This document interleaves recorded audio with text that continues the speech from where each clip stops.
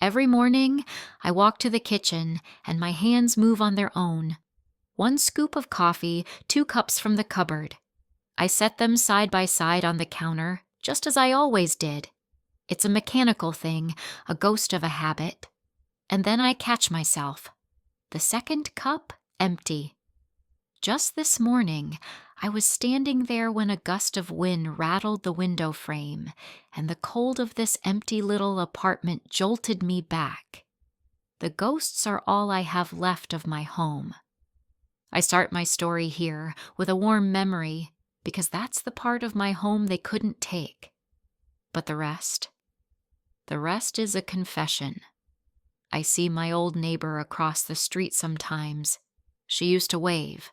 Now she just hurries inside. That's where the shame started. I should have known. I should have known when clinging to a dying flower felt easier than facing my own finances. That foreclosure sign on my lawn wasn't just a piece of paper. It was the tombstone for a promise I'd made to my late husband, Robert, that I'd live out my golden years in the home we built together. In the hall, the old grandfather clock ticked away the seconds, a sound so familiar it was like the house's own heartbeat. It ticked when we brought our children home, it ticked when Robert passed, and it was ticking on the day I signed my life away. This is the story of how the key that was supposed to unlock my financial freedom ended up locking me out of my own life forever. This is how I signed a reverse mortgage and lost my home. For most of my life, this house was my sanctuary. Robert and I bought it when we were barely in our 20s. We filled it with life. I remember standing in that half-painted kitchen, the smell of fresh coffee and Robert humming along to the radio as we did the Sunday crossword at the table. I laughed and said, "We'll grow old here, won't we, Robert?" And he smiled that smile of his and said, "Forever and a day, Eleanor." We painted the nursery yellow for Sarah, and I can still see the scuff marks on the doorway where we measured her height year after year. The garden was his masterpiece.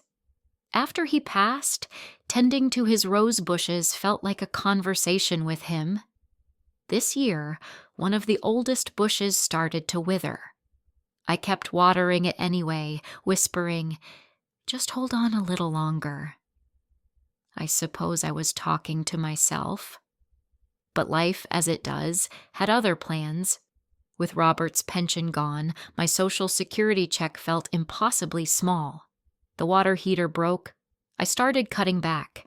I stopped buying my favorite Earl Grey tea. I canceled the Sunday paper.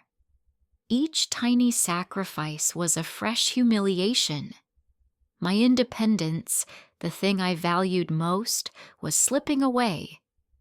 I tried to write to the children once. I sat at the kitchen table, pen in hand, the words, "I need help," staring back at me. But the shame was a physical weight. I ripped the letter into tiny pieces, my hands trembling. This isn't just my story. It's the story of a system that profits when you're too proud to ask for help.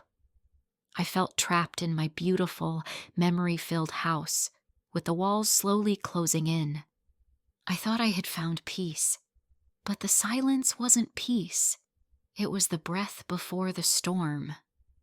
That's when those TV commercials started to feel like they were talking directly to me. A handsome, trustworthy actor speaking about the pot of gold I was sitting on. "Unlock your home equity," they'd say. "Stay in the home you love. It's a government-insured program." So I made the call. The man on the phone was so kind. He listened to my story and told me I was the perfect candidate for a HECM, insured by the FHA. That word insured made it sound as safe as a savings bond. A few days later, a representative sat at my kitchen table. He spread out a dizzying stack of paperwork. I should have known when he breezed past the interest rates. Variable, added to the balance, you don't have to worry, and called the fees standard calculations. The day I signed the final papers, the room went quiet. The ticking of the grandfather clock in the hall seemed to be counting down to something I didn't understand. It didn't feel like a victory. It felt like a quiet, solemn trade, and I prayed I was on the right side of it. When the money arrived, I fixed the roof. I paid off that monstrous credit card. And then I walked to the corner florist and bought a bouquet of yellow roses, just like Robert used to. A new start, I told myself, but nothing that perfect ever stays. A few weeks later, I called the number for that kind, patient man. It was disconnected. The friendly face of the company was a ghost. And that ticking clock? I should have listened closer. For the first year, it was perfect. The stress was gone. The last Christmas we had in the house, I bought a big turkey and all the trimmings. The turkey was dry that year, a little overcooked, but I smiled anyway, desperate to believe everything was fine. Then the dream began to unravel. The first hint of trouble came in a plain white envelope from a loan servicer I'd never heard of. It was a formal demand for proof of my property tax payment. The voice on the phone was clipped, cold. "Ma'am, failure to comply is a default event under the terms of your legally binding contract." Default? The word was a splash of ice water. Then came the monthly statements. I sat down and opened one, the sound of the grandfather clock ticking in the silence. My blood ran cold. The loan balance was ballooning with compounding interest, service charges, inspection fees, a dozen little cuts I never saw coming.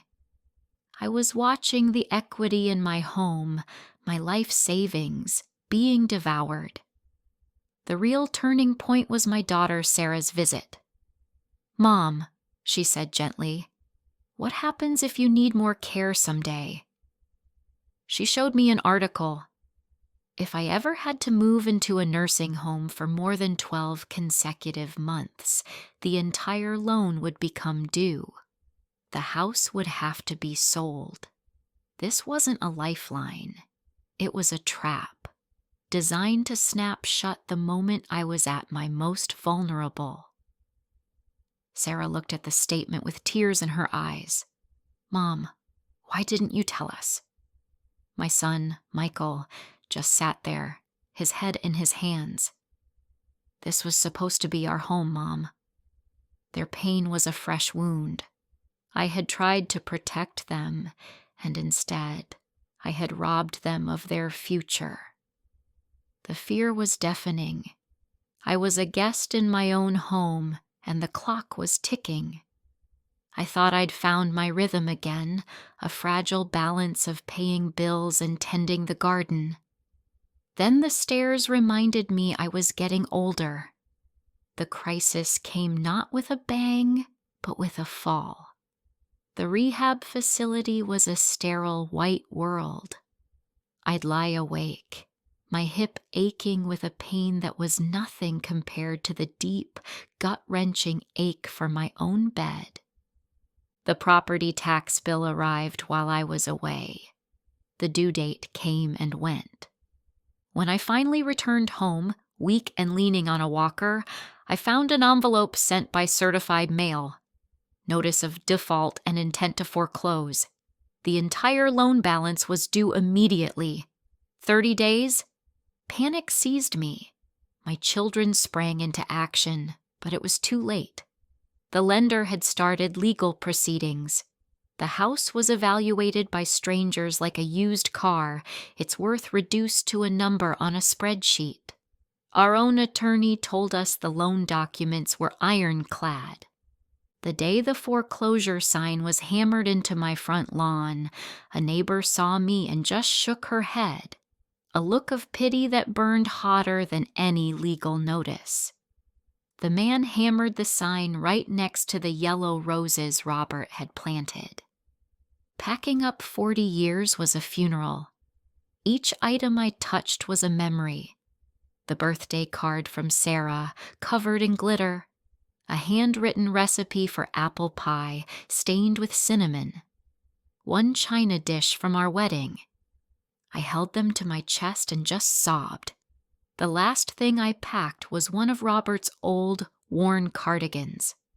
I held it to my face, just to remember the smell, then folded it gently into the box. Before I left, I walked through the house room by room. In my mind, I whispered to Robert, "I'm so sorry, my love. I tried." I stood in the hallway and noticed the silence. The grandfather clock had stopped. Its heart had finally broken, too. Standing here today, I want to talk to you, not as a statistic, but as a friend.